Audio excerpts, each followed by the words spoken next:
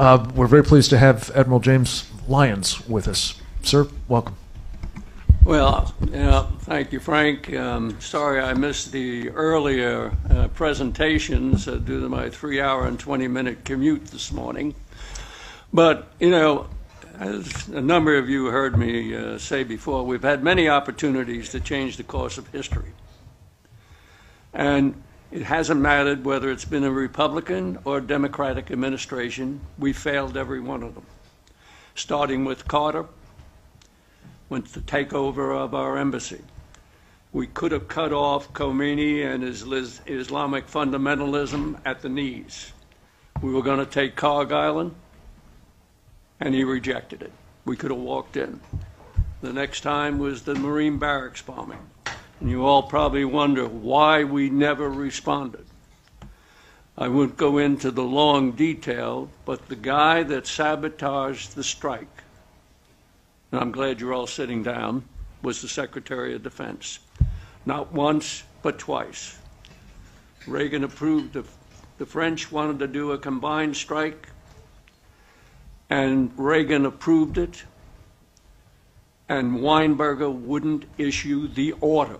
I have personally talked to George Shultz and Bud McFarlane. They told me they pleaded with him, and he wouldn't do it. You have to say, who the hell got to him, or what got to him? I've never been able to get an answer on that. In the Gulf Tanker War in '87, we were going to bring down the Khomeini regime. And the guy that sabotaged, I had briefed Weinberger at my headquarters at Pearl Harbor that summer. And this was going to be in August of '87. And the one who undercut us the most was our own chairman of the Joint Chiefs of Staff, Crow, at the time. If you go forward and you look at, we shot down by accident that Iranian civilian airliner a few months later. And what did Khomeini do? He said, I'm drinking from the chalice of poison. And he said, I have to make a truce with Saddam Hussein because the Americans have shown they're coming in on Iraq's side. Well, think of what the hell we could have done had we executed the strike we wanted to do in August of '87. We all say we have to identify the threat.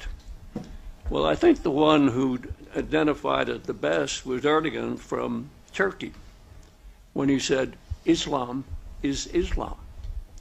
There are no modifiers. Democracy is the train we ride to our ultimate objective. He couldn't have said it any plainer. And until you recognize that Islam is a political movement masquerading as a religion, you're never going to come to grips with it. And as far as a strategy, let me just conclude one thing, and as I just had in my latest op-ed. The Obama administration has a strategy. It's very simple. Any thinking American should be able to grasp it. It's anti-American, anti-Western, it's pro-Islamic, it's pro-Iranian, and pro-Muslim Brotherhood. And with that, I'll yield the mic. Thank you, sir.